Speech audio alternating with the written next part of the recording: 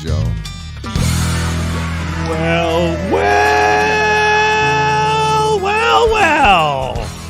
Welcome, ladies and gentlemen, to this fine radio program known as Smokin' and Toastin'. It's the radio show and podcast that is all about craft beer, fine spirits, and hand-rolled cigars as we sanitize our hands. Hand sanitizer. Yes, yeah, that's right. And, you know, that's a lot of times now this hand sanitizer that you're using has been made by your favorite microdistillery. So that's also good to know. Welcome to the show. It's show number 187, and we are back in the studio. We have achieved appropriate social distancing. So Ian's way over there, I'm way over here, and Adam's way back there behind the board. So we're, we're following social distancing rules, and I'm just glad to be back. I'm glad to be back in the studio. We're at least 6 feet apart, maybe even a couple toes. I think that's probably right. Beyond that. Mm-hmm. I think that's probably right. So we're back in the studio today. We have a lot of cool things to do, and I'm very excited. Don't forget to start that bad boy up there, Adam. We have a lot of cool things to do. It's going to be I really miss being able to see you every week, Ian. It was fun to be able to do the show via Skype and sit out on my balcony and have a cigar during the show, because obviously we can't smoke here in the studio. But I really missed being able to see your reaction to the same things that I was tasting, beer and spirits. And then sometimes you would like bring a beer or spirit on that you wanted to taste, and I'd be like, oh man, I wish I was having me some of that right now. So it's just great to be able to be back and kind of do the show the way that we have done it before. And I think we've got it worked out where we'll be able to have guests in subsequent weeks and still be able to achieve the appropriate social distancing. So really excited about that. We are going to be trying, and I noticed Mr. Twirlygig isn't on. Can you turn him on over there? My fault. We are going to be trying today, among other things, Sammy Hagar's new tequila. And the reason I find this a little bit exciting, first of all, I'm kind of a Sammy fan. Now, I know you and I would probably get into, at the very least, an arm wrestling match over this, because I'm guessing when it comes to Van Halen, you're David Lee Roth all the way, aren't you? I'm much more David Lee Roth than I am Sammy Hagar. I did not like them with Sammy Hagar. I didn't have. I thought he actually. One of the cool things when he joined the band, he didn't try to be David Lee Roth. Right. He already had his own thing. Which I thought was love the old Montrose stuff. Oh, yeah. That stuff's awesome. It absolutely is. So, and then for him to take a backseat guitar-wise, Sammy Hagar does not suck on guitar. No, he does not. He's a killer guitar player. Yes, that's right. And for him to literally just take the way back seat in that band, of course, you got Eddie Van Halen on guitar, so... Yeah. Well, I'm like you. I liked both iterations of Van Halen. I love the David Lee Roth stuff. I've just always been a Sammy fan. Yeah. So when Sammy Hagar came out with Cabo Wabo Tequila, I was excited. Couldn't wait to get my hands on it. Got it. Loved it. It was my go-to tequila for a very long time. And then Sammy sold Cabo Wabo and made tons of money. Which I guess he needs because he's a collector of like exotic sports cars. He's got like 30 or 40, Lamborghinis and crazy stuff, right? So anyway, he came out with a rum, which I tried and it wasn't bad. But now he and Guy Fieri, one of the most polarizing chefs, people. Well, he's polarizing because people either love him or hate him. But apparently Sammy loves him, and they have done a tequila together, and it's called Santo. So we'll be trying that today, and I'm actually very excited about it. So our program is brought to you by B&B Butchers and Restaurant, 1814 Washington Ave in Houston, and in the shops at Clear Fork and Fort Worth, BB Italia on Memorial in Houston, BB Lemon on Washington Ave, and the Annie Cafe and Bar on Post Oak Boulevard in Houston. And before we go any further, big thanks to our special guest from last week, Paul Carroll from Heights Cigar Lounge. We had some real internet difficulties last week, which messed up the Skype that we were trying to do quite a bit. I know Paul kept freezing on my screen. I had the same issue on my screen, and it's unfortunate because Paul is such a polarizing character in his own way. I just love him. He's so fun. Yeah, and he is. He is not short on opinions. Right, and I love that. Yeah, and he's a lot of fun to hang out with. I've gone by Heights Cigar Shop a couple times, and I had a chance to sit down with him after after we did our Honduras trip. I went in there like 6 months afterwards and sat down, just had the morning with him and chatted with him and stuff like that. It was a lot of fun. Yeah, he's a lot of fun just to hang out with. And so we had him on. He gave us a really good perspective about how cigar shops and cigar lounges are dealing with, this recovery phase that we hope we're in now from the COVID thing. I know the death toll's still rising and all that stuff, but I think we're all just hoping against hope that we're beginning recovery here so that we can get our lives back to some semblance of normal. In any case, the internet issues made the show frustrating, and so that was kind of the final straw. It's like, okay, we got to figure out how to get back in the studio so we can make the quality level of the show a little better. So here we are, socially distanced and in the studio and feeling good about it. On the program today, we will be tasting some beers, and I'm excited, Ian, to be able to do these tastings together again. Yes, because you and I were tasting different things when we were on Skype over the last several weeks. We didn't taste different malt liquors though. We tasted the same malt liquors. To this day, I sometimes get that sense of that flavor in my mouth. You know what'll take that flavor out of your mouth? Malort. I'm sure it will. By the end of that show, I think I would have welcomed Malort. That's how bad it was. But in any case, we're going to be tasting some things that should be better than the malt liquor today. From Clackamas, Oregon, Little Beast Brewing. We'll be tasting their lager, and it's certainly an interesting can. We'll show that to you in a bit. NOLA Brewing out of New Orleans, Louisiana, has an IPA, a hazy called We Are Liquid that we'll be tasting on the show. And then Gigantic Brewing out of Portland. We'll be tasting their massive 2019 bourbon barrel-aged barley wine. I'm all about that. I can't wait. I saw that on the show notes, and I've been slavering ever since. All of that plus the tequila. So how was your week, man?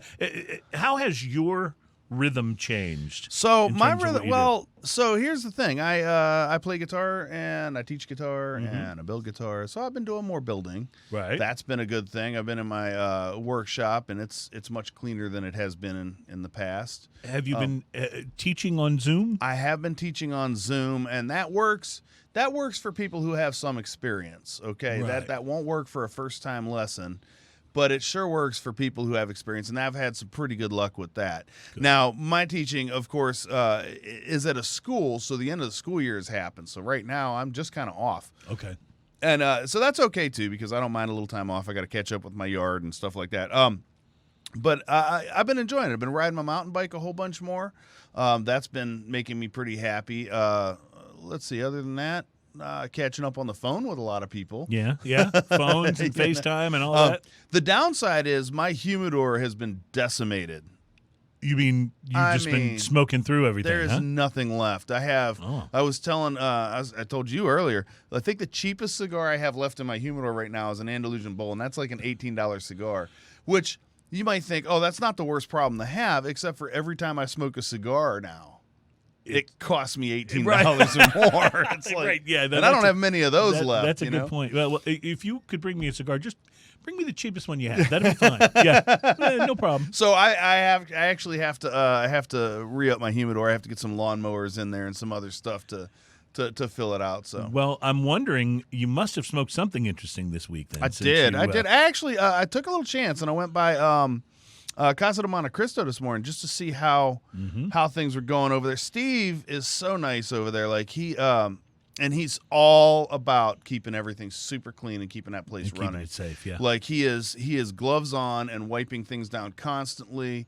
They have hand sanitizer everywhere, so when you're walking into the humidor, you don't feel like... You don't want somebody touching your cigars if their hands aren't sanitized. Yeah, certainly not, and especially ones that don't have a cellophane wrap and stuff like that. So I got a real warm fuzzy when I went in there because I felt like he's really, really taking care of it. All the chairs and tables and ashtrays and everything that you would touch is completely wiped down, and he's doing a great job. So much shout out to him. So anyway, the bottom line is I went over there and I had a little conversation with him, seeing what was new, and I saw a Rocky Patel LB1. Have you seen this? I have read about the LB1, but I haven't had one, haven't smoked one. I hadn't seen it before, and so for me, I said, hey, that's new, I'll buy that. I picked up an LB1 Corona. This was about $10. Maybe $9 and some change, $10. I think it's right in there. I should be a little more specific about that. But this is a Ecuadorian Habano wrapper, Nicaraguan binder, Nicaraguan Honduran filler. Medium brown with kind of a reddish hue to it. Really, really nice looking cigar. Very smooth, firm, solid construction feel. Sometimes you pick up a cigar and you're like, that feels like it was made made awesome. Well. Yeah, absolutely. The pre-light sniff on this was really, really weird and surprising. It smelled like sweet, very sweet. Really? And like cookie dough and creamy with a little fermented hay and citrus.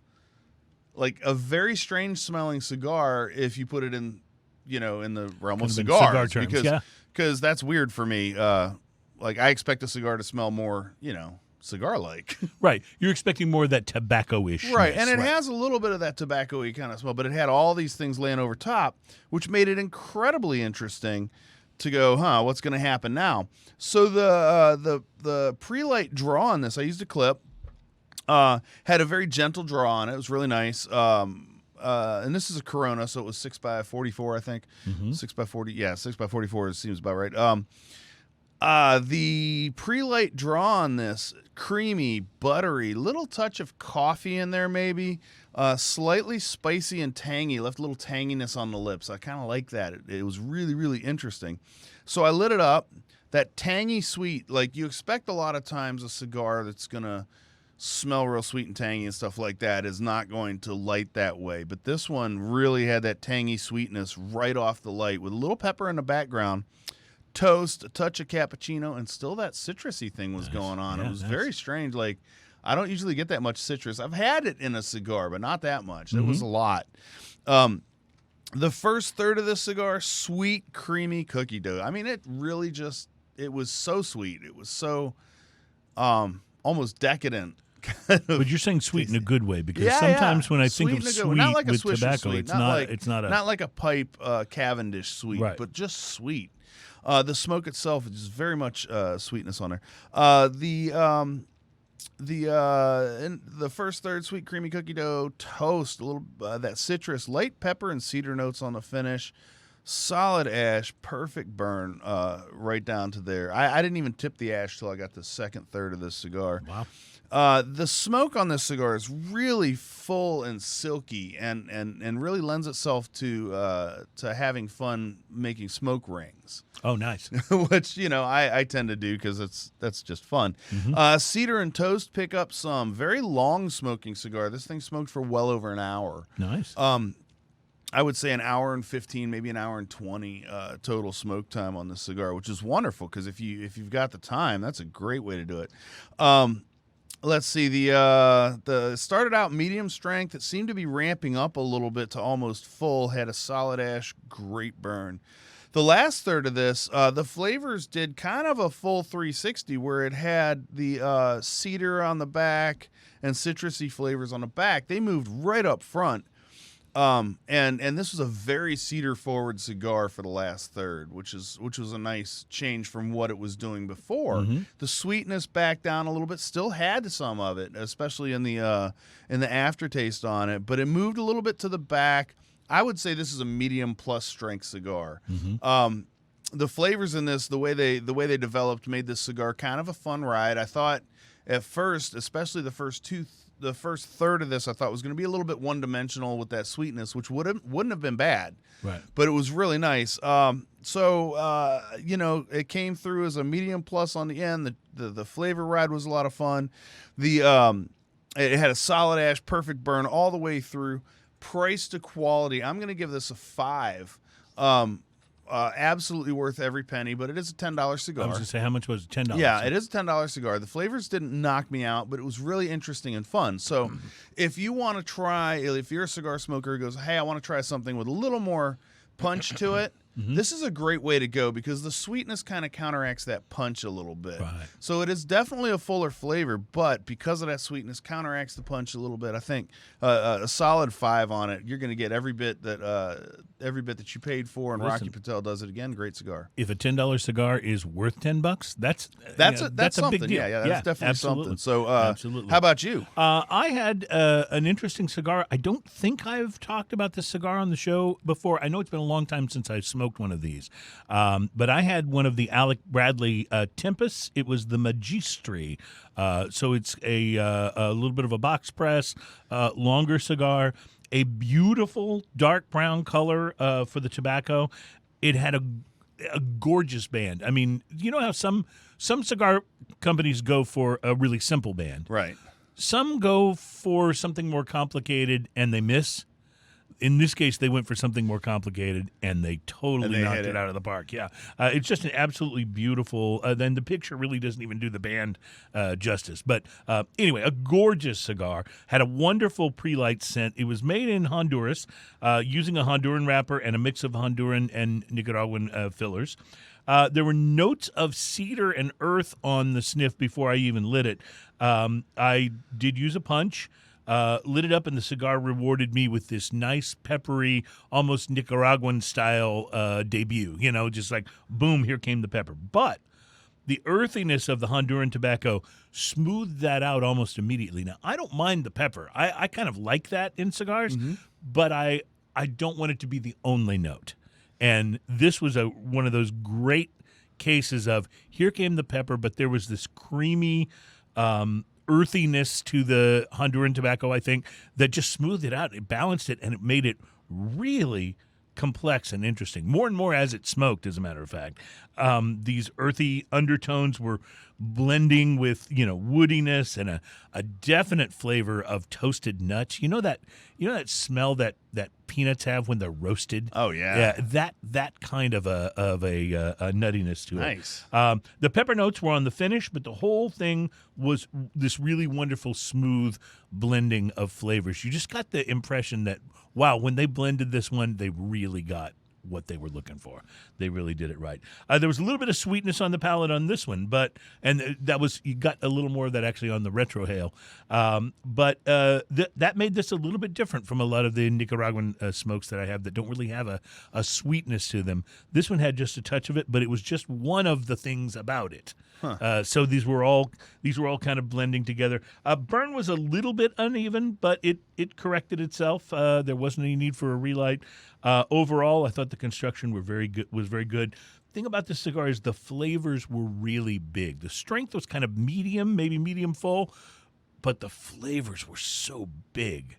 It was one of those times where you really could tell the difference between the flavor of a cigar and the strength of the cigar. Yeah, and they are distinctly two different things. They are, but sometimes they're closer together in your kind of in your palate and in what you're understanding. Anyway, very, very pleasant smoking experience. Wonderful change of pace for me because I have a tendency to smoke a lot of the AJs and the Rockies and some things that have kind of a certain sort of flavor to them, and this was a bit of a departure from that, and I really enjoyed it. It's about a $10 cigar, worth every penny. In fact, I'm going to tell you, I would put this cigar up there with a Padron Aniversario. Wow. Which is much more expensive than $10. So with that in mind, price to quality, I'll say highly recommended. I'll give it a 6.5. Nice. At a $10 stick. Now, if this were a $15 stick, okay, maybe a 5. Right. You know what I mean? So, but the fact that it moved into that super premium price category, but not by much. For those of you just listening that aren't familiar with the show, the price to quality is a 1 to 10 scale. 5 is you get exactly what you paid for. If you go below 5, that's not as good a score. You get a little less than what you're paying for, and you go above, then you're getting more than you paid for. Absolutely. So, all right. So we got a lot to taste, and I'm anxious to get started on that. It's going to be fun doing this back together again. Plus, there's some very interesting stories that we haven't caught you up on, including that some cigar factories are reopening. We got to talk about the Michael Jordan documentary series because he's sitting there with a cigar and like every single shot the camera takes of him when they're talking. And we also want to talk to you. We didn't do this last week. We titled the show this, and then we never did it because of all the issues we were having with last week. So we've got some ways to tell you about what the most popular styles and flavors are in craft beer, according to a new survey. So lots of cool stuff to talk about. So let's take a quick break, and we'll come back and talk about that and do our first tasting with a Little Beast Brewing lager in the next segment. So you're checking out Smoking and Toasting, and thank you. We're glad to be back in the studio. Sounds delicious. Awesome. So we can make our first tasting.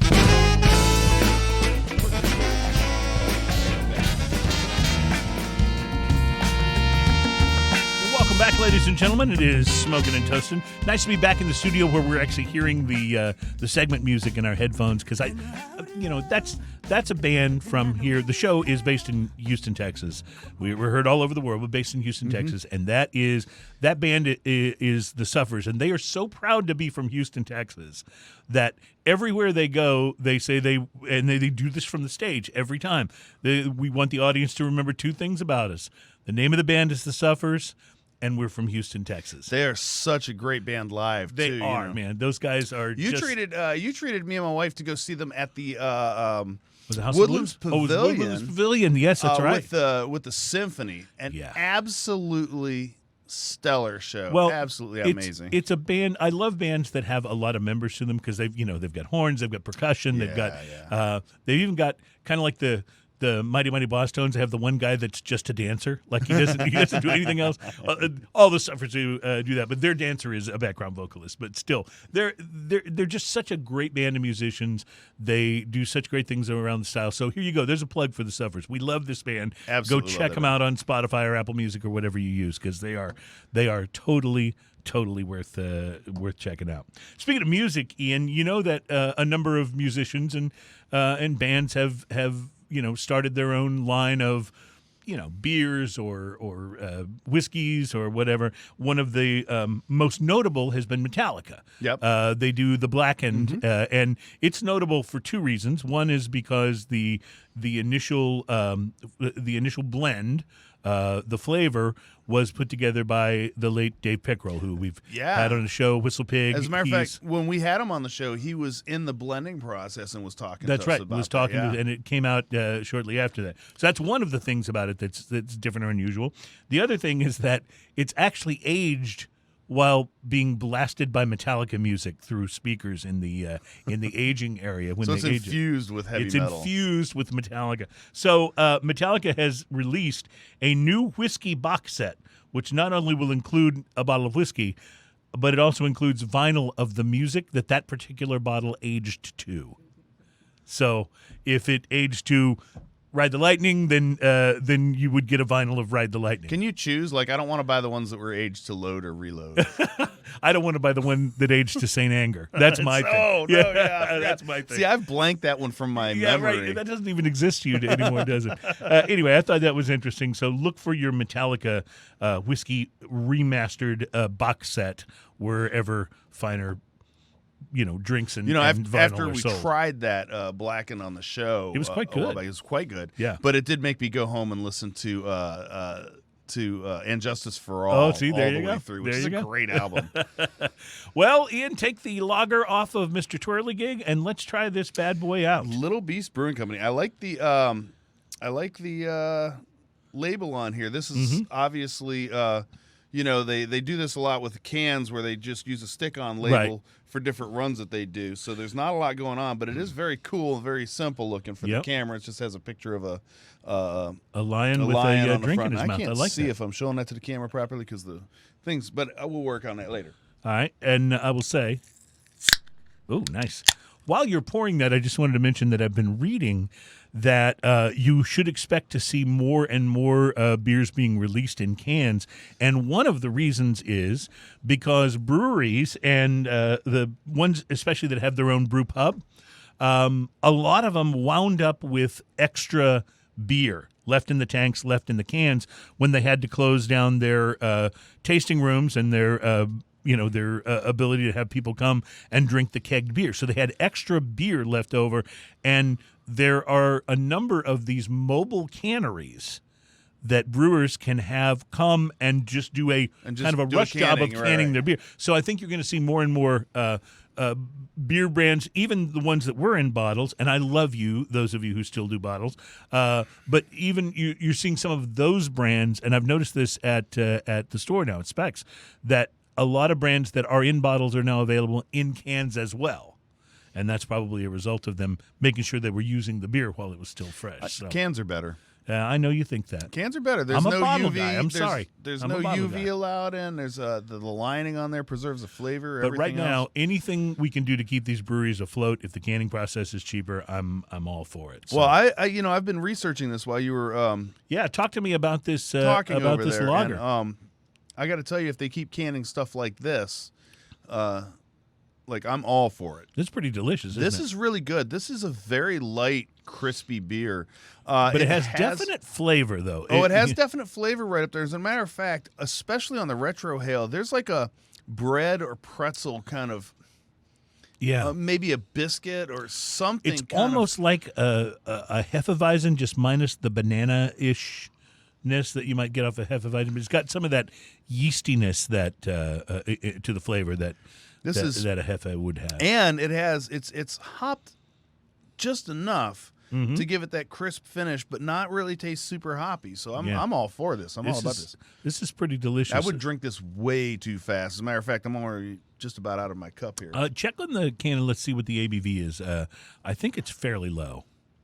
4.8%. 4.8. So that's I mean that may be fairly normal for a lager, but definitely compared to like an IPA or something else that's a bit crisp, less. Clean, and fresh. Simple ingredients, masterfully balanced. I think they nailed it. Yeah, I think this is an outstanding beer. If you're in a place where you can get Little Beast Brewing lager, get it because man, that is delicious. Certainly it's available in Oregon and any place where you can have beers from Oregon that are retrievable for you. Yeah, this is a light, crispy treat right here. It really is, and summer's coming. I mean, it's already warm here in Texas, so starting to think about these lighter beers. It's only in the 90s ish right now, so it hasn't gotten real warm yet. Oh, it's going to get worse. Trust me. It hasn't gotten real warm yet. But the concept of, as much as you love a barley wine or a big stout, sometimes on a hot summer day you're looking a little more for refreshment, and this is the type of thing that can.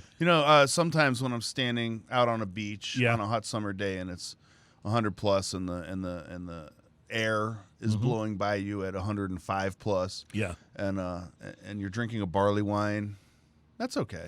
Well, yeah. No, it's much better to have a nice, light, crispy beer. I get that. There's a time and a place. I live in an air-conditioned house, so I think barley wine is good all the time. Well, you're going to be happy because we're having a barley wine on the show today. So I am pretty happy about that. In fact, both the lager and the barley wine are from Oregon. The Little Beast Brewery is in Clackamas or Clackamas. It's Clackamas. So I think it's Clackamas, Oregon.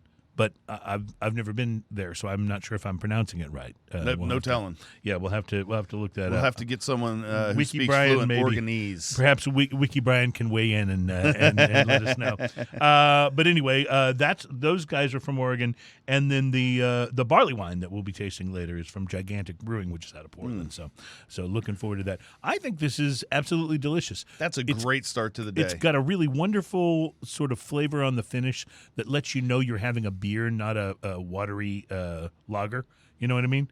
And it's just absolutely There's a little delicious. citrusy to the very finish of it too. It's weird because it's an unusual combination of a bready kind of finish and a little citrusy kind of finish too. And I am liking it. It is, All right, yeah, let's awesome. let's take a quick break, and we will be back with more tasting. Up next, I'm really excited for you to taste this one, and I'm not going to try to pretend that I haven't tasted it already. It's from NOLA Brewing. It's the We Are Liquid IPA, and I'm so anxious for you to taste this. In fact, I don't even remember. I may have done this on one of our Skype shows. I don't remember now. I don't remember that one. I don't think I have. I'll show you the can here in a second. You tell me if you remember me holding it up in the can. But I don't think I did. In any case, we'll do that in our next segment. Plus, Michael Jordan, and so many people have been watching the Michael Jordan series on ESPN, the Last Dance, which is about his last season in '98 with the Chicago Bulls, and about his whole career there. Not only does he appear like in almost every interview segment, and he's holding a cigar, has one sitting on the table beside him, but he also reveals in the show that he smoked a cigar before every Bulls home game when he was with the Chicago Bulls. Oh, wow. He would smoke a cigar that day, like before he would drive in or on his way in or whatever. So it was a nice, gather your brain. I guess so. Yeah, putting everything in. So we'll talk a little bit about that and do some more tasting, plus favorite styles of craft beer and why, all coming up. It's Smoking and Toasted.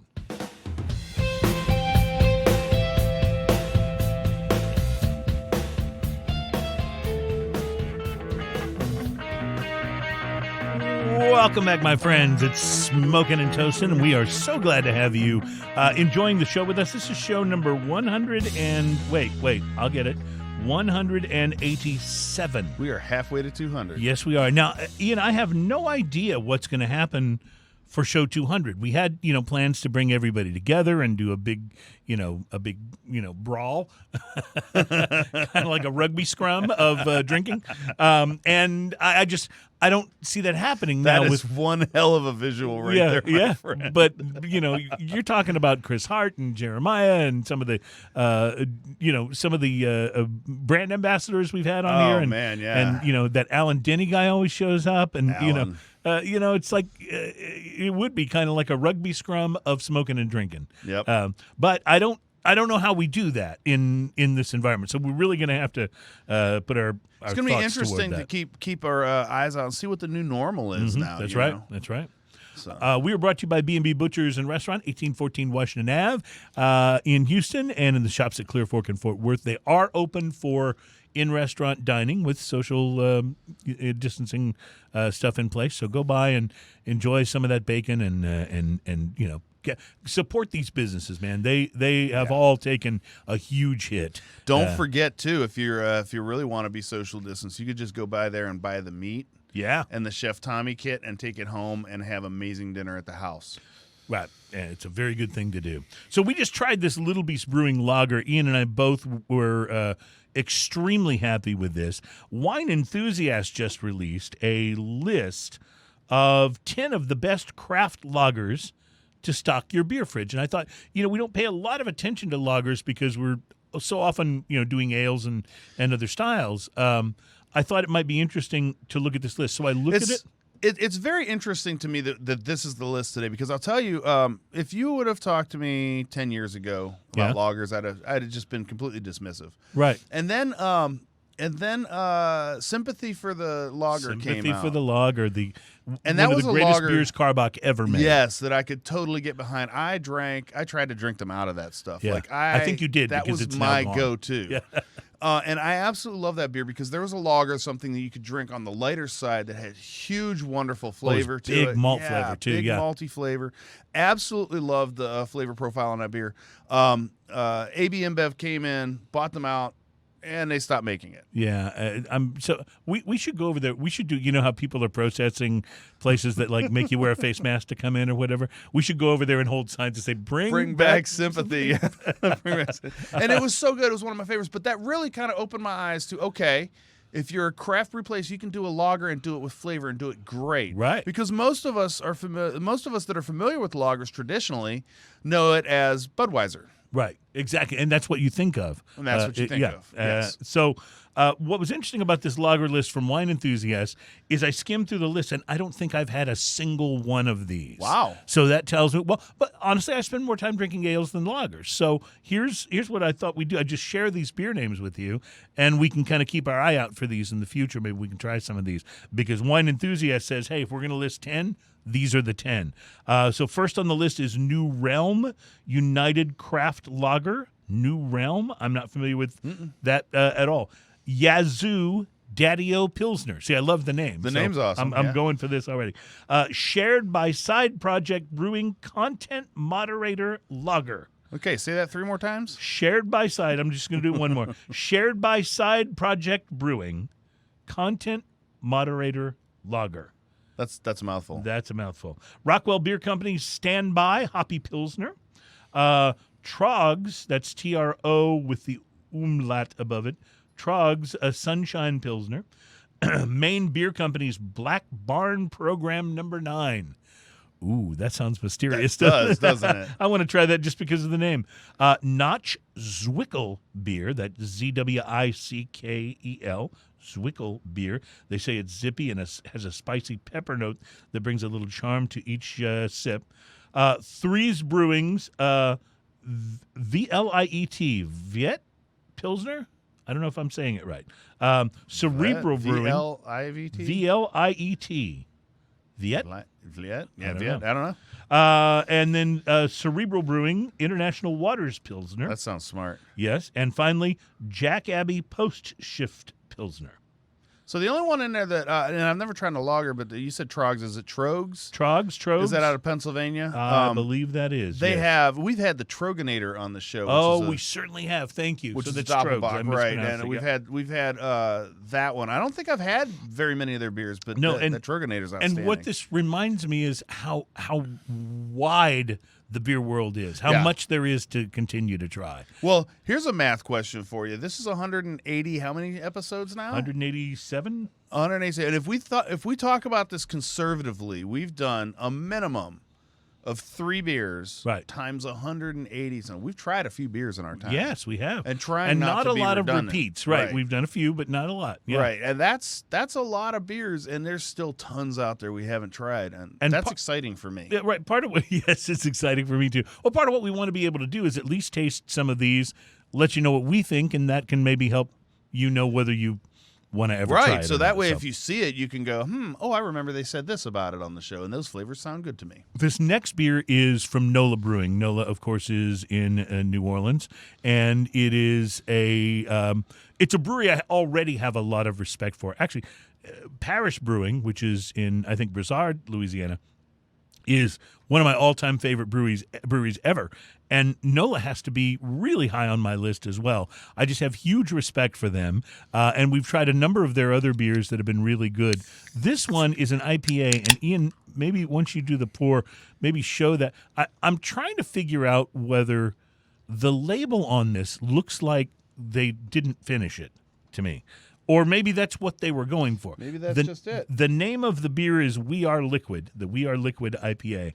And what they seem to be going for on the can is maybe a sort of a wet look, you know? But if you see the lettering, bubbles. the lettering where it says We Are Liquid looks a bit blurry.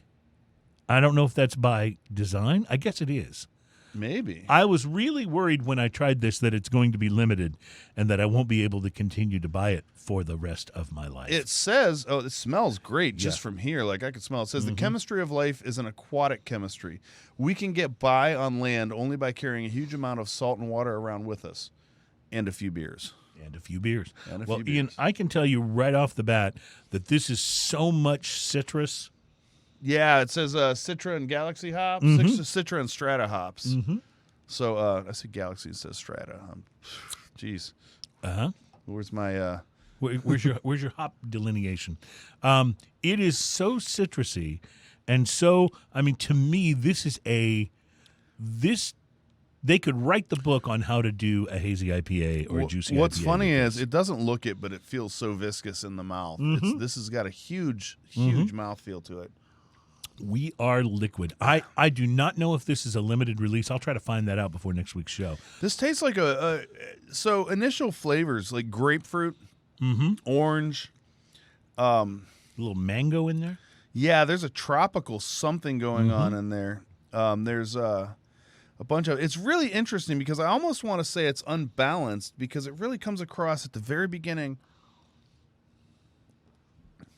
It really comes across at the very beginning of the sip, and it finishes like whoosh. Like it just kind of, like when you swallow, you get this tropical, fruity, slightly bitter aftertaste, bitter in a good way aftertaste, that leaves your mouth watering. Like, have you ever had that that sports gum that makes your mouth water? Yes, I know what you're talking about. This is doing that to my palate after I take a sip. I would put this up there with what is probably my favorite hazy IPA, which is Ghost in the Machine from Parish Brewing. That is an amazing IPA. This right here gave me a little bit of palate shock when I took a sip. I wasn't expecting, like I kind of should have, because the smell of it smells very, very hoppy. It's got a little bit of pine cone resiny to it, but not enough to be overwhelming, and it's kind of a pleasant bitterness on the end.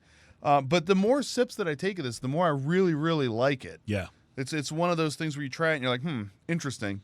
And then the more I take sips of it, the more I like it. Well, if you are into hazy, juicy IPAs, I don't know if this is limited or not. If it is, and it is hazy. Look at that. Go stock up on as much of it as you can buy. Fill your beer fridge just in case, because it's. And you know what? New Orleans as a city was really hit hard by the pandemic, and it would be great if everybody that had access to be able to go buy this. And I did buy the buy this in my local specs.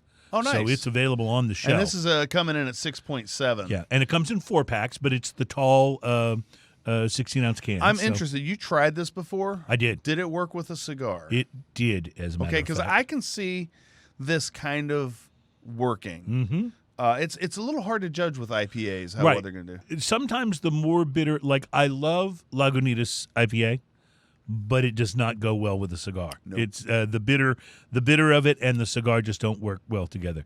The hazies are more prone to, there's no guarantee, but they're Right. more prone to go with a cigar. This one, I can tell you firsthand, goes very nicely. So with an AJ Fernandez Bella Artez. Awesome. Yeah. Man, a lot of people are off work today. I'm seeing a whole bunch of people that I don't see on here all that often. And I just want to Hello. say hi to Sam, to Nick, to Patrick, everybody on there, Steve. It's pretty cool seeing you guys on It's awesome that any of you on the guys watch are party. spending time with us. We appreciate that. Okay, in the next segment, we're going to shift our gears a little bit and talk tequila. Sammy Hagar and Guy Fieri, or Fieri. I don't think he cares if you say his name that way. Anyway, No, wait a second. Guy Fieri's he's not the chef, right? He's the no, he is. He's chef? the Okay. roadside diners and diners and guy. dives. Yeah, Oh, right. Yeah. Okay. Yeah, That's- I and just wanted to he's make very sure. polarizing. Some people Yes. love him, think he's awesome. Some people can't. I love stand the him. drive-ins, dives, and diners, or Yeah, whatever it was called. right, yeah. I like that show a lot. I think that stuff's kind of fun, and I think he doesn't pretend to be something he's not, which is, I think. Well, that's he's pretty doing cool. he on that show did a lot like what we do. He just wants to tell you what the experience Right, is. right, You know? and he likes the idea of driving around the country and eating these foods. Well, that sounds pretty good to me. Yeah, that doesn't sound bad. That doesn't sound bad. So anyway, he and Sammy have teamed up for this tequila. It's called Santo. I have not even taken the cellophane off the top of this, so this will be a first tasting. So we'll get to that in the next segment. Plus, there's a new liquor.com list of 8 new tequilas you should be drinking. So we'll share that. I don't think this one's on it. Oh, wait. Yes, it is.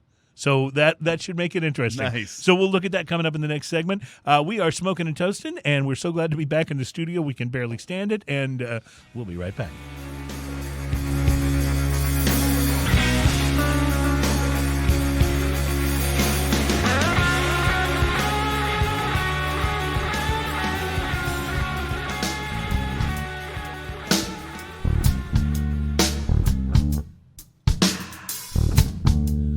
Welcome back, ladies and gentlemen. It is Smoking and Toasting. We are back in the studio, socially distanced appropriately. But I'm digging that shirt, though. Thanks, man. That's just so cool. I love it. Welcome back to the program that's all about craft beer, fine spirits, and hand-rolled cigars. This segment, we will be talking spirits. We're going to talk tequila, as a matter of fact. And liquor.com, which I have talked about this website before. It's a great website because they've got, not only they have like different drink recipes and stuff, they have great articles, great information Okay. about craft beer and spirits and everything else. Let me adjust your phrasing a little bit there. It's Okay. a fun website. It is a fun website. You're So absolutely it's right. the kind of website where you go on there and you're just going to be a while because you're going to poke That's around right. and find all kinds of It's stuff. kind of like, remember when you first discovered YouTube and then you'd wind up being like chasing down that YouTube dark rabbit hole, yeah. you know? Yeah. It's kind of like that for people who love spirits. So let me give you their 8 new tequilas that you should try. Number 8 is one. I can't believe we haven't tried this, and I will be looking for this immediately so we can try it on the show because our adopted celebrity of this show, as you know if you've been listening to us for a while, is in fact Nick Jonas. Because he, took a lot of crap for smoking a cigar on the cover of Cigar Aficionado magazine, and he kind of like told him, yeah, whatever. Also, Nick Jonas, grown man, leave him alone. Yeah, exactly. Well, not only is he a grown man, but he's gotten together with another grown man, fashion and menswear designer John Varvatos, and they put out a tequila. It's called Villa One, or Via One. And it is a $45 bottle for the Villa One Silver, and that comes in at number 8 on Liquor.com's list of new tequilas that you should try. All right. So, all right, they say it's might be tempting to write off as just another celeb tequila. It sips light and clean with mellow hints of almond, coconut, and clove heat. So sounds interesting. At number 7, they have Tanteo Blanco tequila. It is a $40 bottle. They say usually most brands start with unflavored spirits and work their way towards flavored expressions later. Tanteo rolled out of the gate several years ago with infused tequilas. In November, they released just a Blanco, just a regular tequila, a bottle at 85 proof, slightly floral, slightly sweet, spicy, and bright. But it's a slightly higher proofed tequila. Okay. So that's one you might want to try. Number 6 on their list is the Santo Blanco, which we're about to Speaking of try. which, hold on. It's a collaboration. No sound. A collaboration between rock star Sammy Hagar. Try it again. It's a pretty quiet pop there, isn't it? It's not popping loud. And TV personality Guy Fieri and Sammy Hagar. It's described as an old world tequila designed to be light and sessionable. Of course, Sammy was behind Cabo Wabo, which is now owned by Campari. Sammy was very early in the game when it came to celebrity. Right. He was. Before celebrities were really doing this type of thing. Yeah, very, very. Sammy was very much into was that? it. Do you remember? It was well before I had developed, any kind of a repertoire of having sampled tequilas. In fact, I remember I tried some, obviously the Cuervo stuff, and then the Patron stuff, and I want to say Cabo might have been the 3rd brand of tequila I ever tried. Yeah, and he did a great job with that. So he really did. It's really interesting because you talk about celebrity brands, and sometimes they just fall like real. Yeah. But he's done great with them. Yeah. So we'll see how this Santo goes. I'll finish this list for you. Patron has an extra añejo 10 años. It's a $349 bottle of tequila. So you got to go some to get a bottle of tequila that expensive. But it's their oldest tequila to date. It's a limited edition expression, and it was aged for 10 years in a blend of used American oak and hybrid American and French Limousin oak barrels. Extra aged, ultra premium tequila.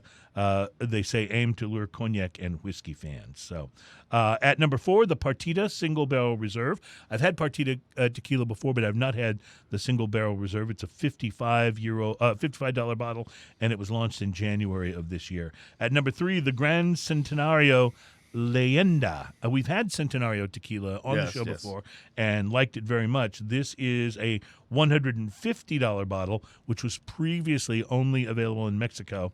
It's an ultra premium extra añejo, and it's a 4-year-old tequila at the core, married with a smaller amount of reserves that were aged for up to 15 years.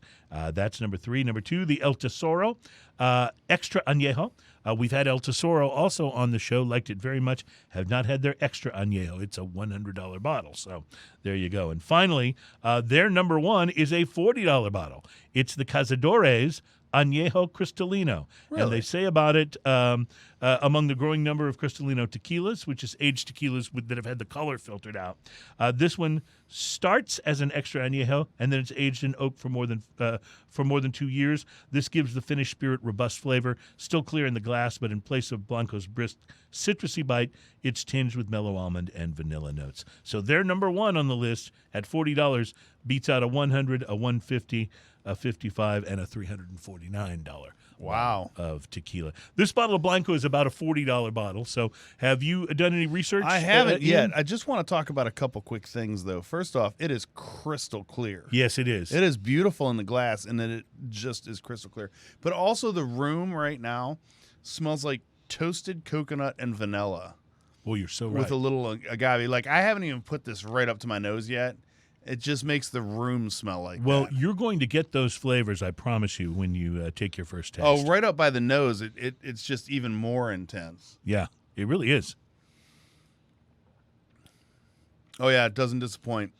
Coconut, the vanilla finish vanilla on it. marshmallow, and then agave. Like marshmallow, but a little bit of like a caramelized or a burnt marshmallow kind of thing going on. It's really nice. And the agave makes it buttery smooth. Like, there's a very buttery smoothness to this. I've got to say, for a Blanco tequila, yeah, because Blanco is not aged as long as a Reposado or an Añejo. This is incredibly smooth. Yeah, Blanco's only up to, what is it, like? It's the lowest new, designation, right? It's almost new, right? It's probably been a matter of months, I think, if it's a Blanco. But well, even in tequila, though, even in tequila, like longer aged tequila is really not that long. Like And the añejo is a year or right. We've talked about extra añejo on this list that say it was aged for 3 years. Yeah. So if you're a whiskey and you're only aged for 3 years, it's considered a very young whiskey. So, but tequila doesn't age as long, and if it does, that's one of the reasons, by the way, that tequila has a tendency to be a little less expensive because it's not sitting in a warehouse or an aging room for as long a time as whiskey or some others will do. Ian, this is delicious.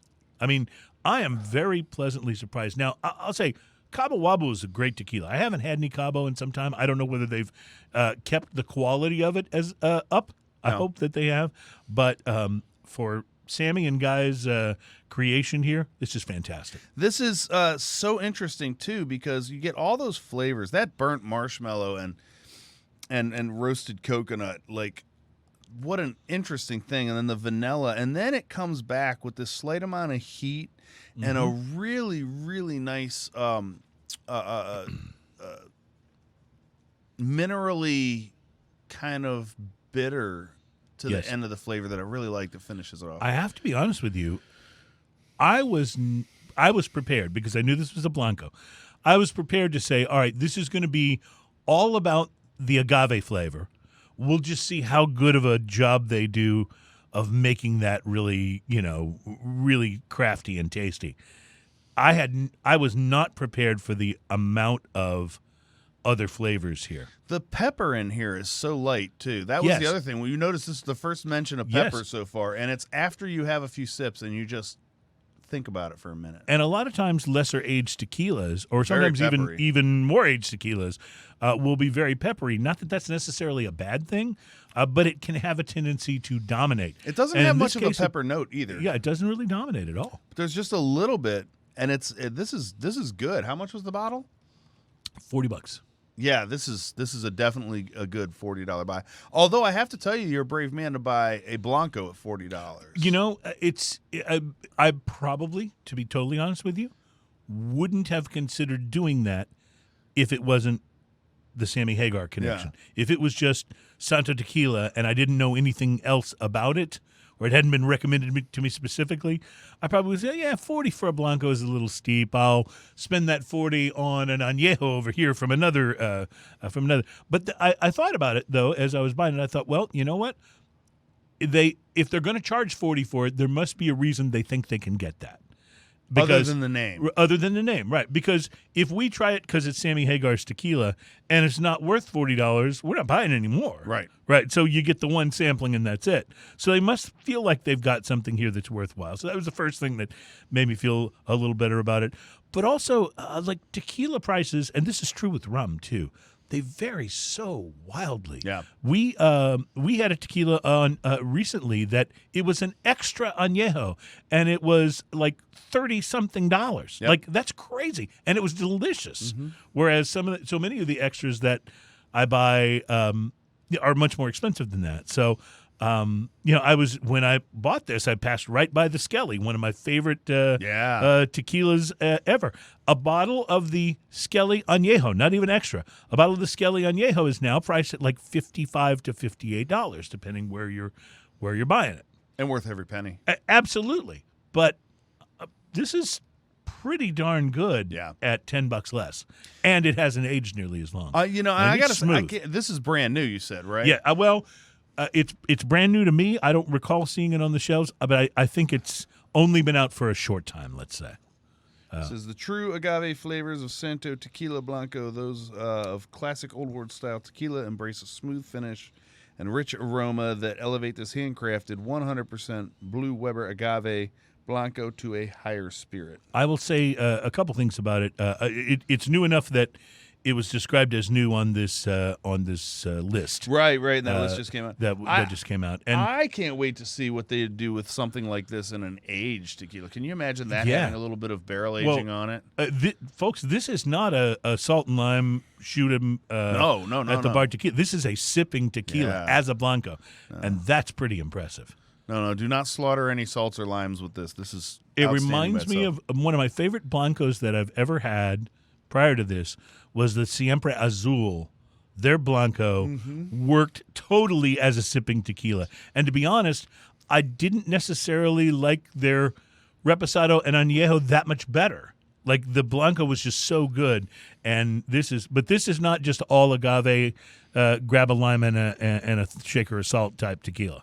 Well, I'm caught with my own preconception prejudice on this, that a white tequila or a Blanco tequila at $40 is a little steep for me, and I would think, I would almost always just buy something aged already. But this is really, really. I bet this makes an amazing mixed drink too. Oh, I bet it does. And I bet that's one of the things they were thinking about it.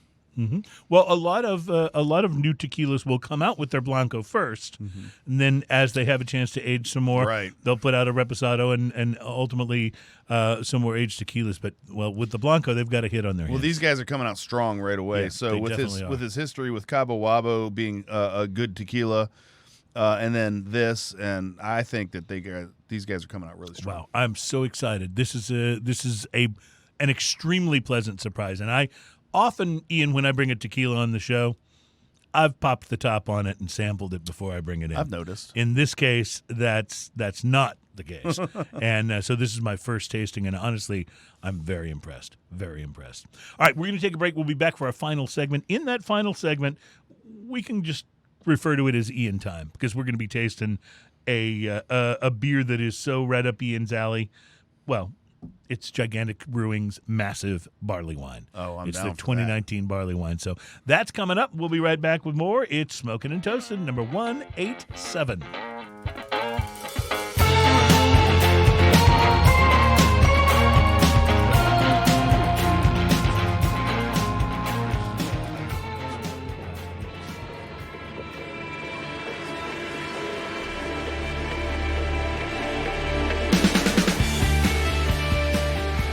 Welcome back. It's Smoking and Toasting. We are so glad to have you on board here as we, I have to say, after the IPA, excuse me, I'm so sorry to do that.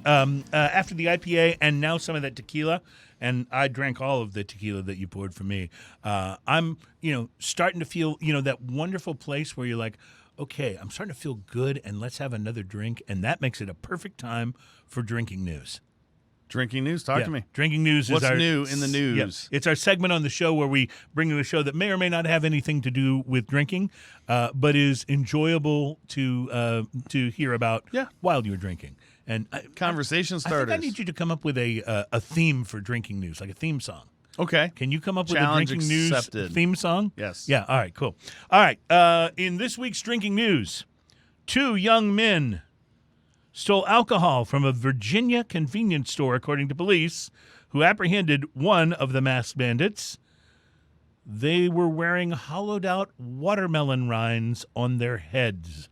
I think we have a picture that Adam can put up here. Oh, mercy.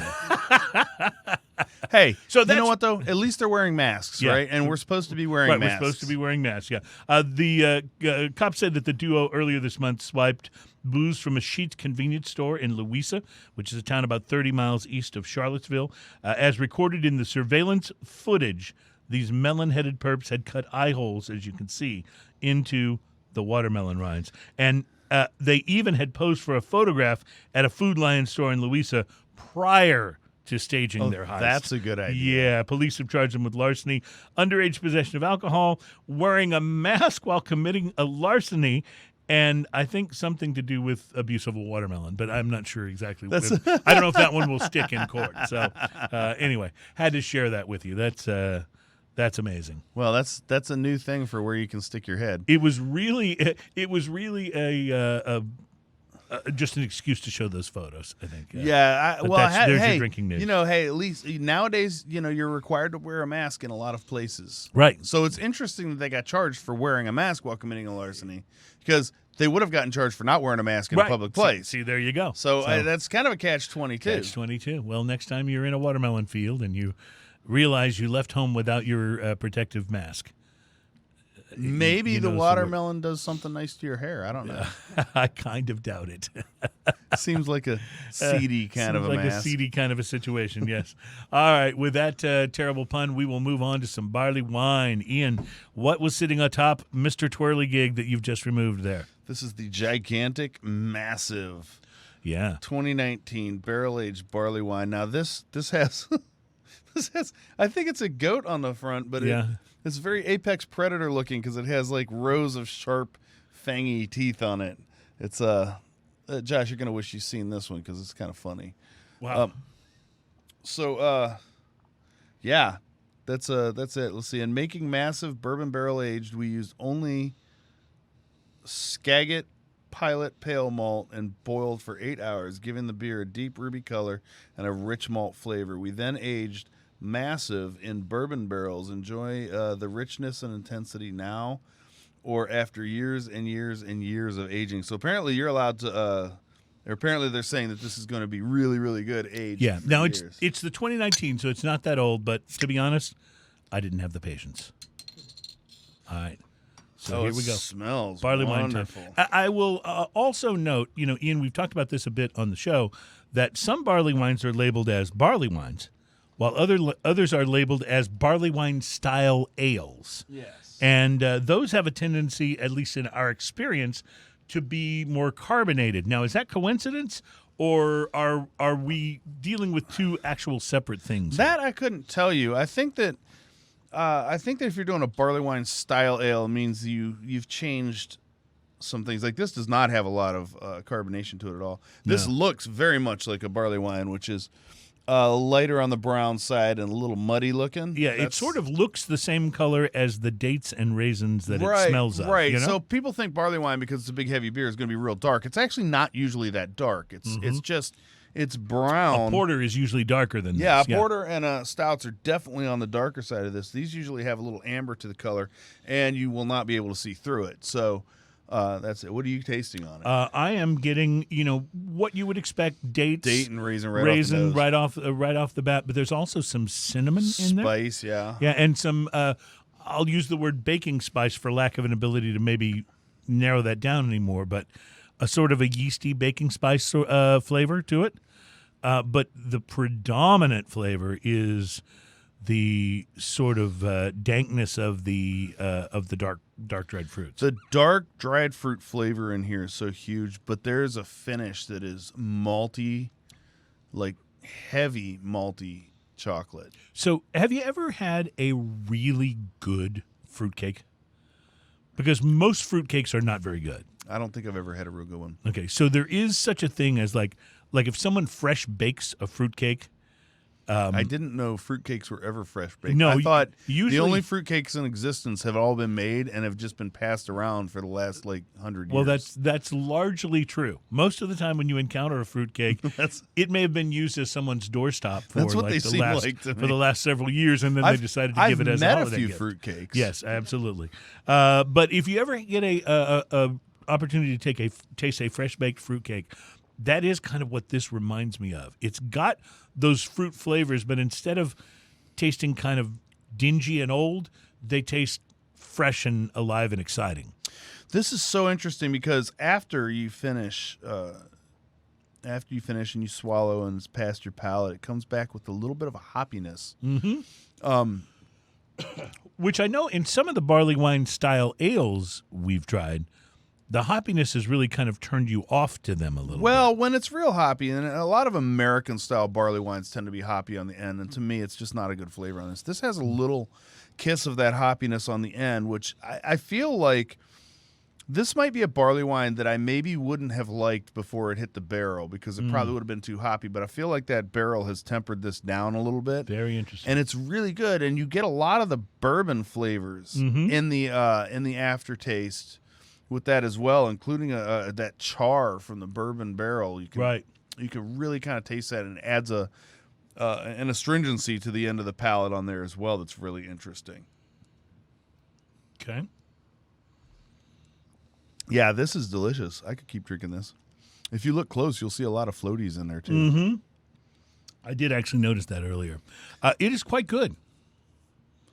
I'm for it. This is I would buy this. I would buy this again and again. Well, this is a great brewery. I mean, these guys have got a really great reputation. Yep. There are a number of really well-respected breweries in the Portland, Oregon area, and Gigantic is certainly one of those. This barley wine is actually working for you, though, at 14%. Holy moly! So It's funny because It's it doesn't taste super boozy either. it's a good thing that that's not one of those big bomber-sized bottles because that one's a little smaller. But if it were, wow! After the tequila and now that would be something. Well, I went late on the tequila because I knew there was barley wine coming. Barley wine doesn't come in on the later side. This is absolutely fantastic. Yeah, this is from Portland, Oregon. Absolutely fantastic beer. Yep, I really absolutely. like it. Very aggressive label on it. Mm-hmm. So beer number 103. I don't know what that means, but that's kind of fun. Well, it's delicious. It really is delicious. And you are more of a fan of barley wine than I am, but I've certainly had enough of them.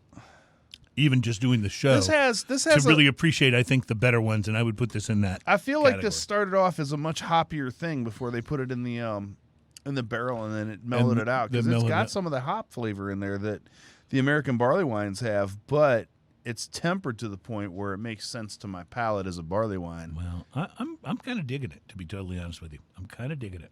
Oh man, yeah, I'm just going to drink the rest of it. All right, You know what, the raisiny, datey kind of flavor with the chocolatey, malty finish. Yeah. And then the barrel, the char from the barrel and all. Yeah. It's just so nice. It's Good like this stuff. whole ride all the way across the palate. Good stuff. I love it. Yeah.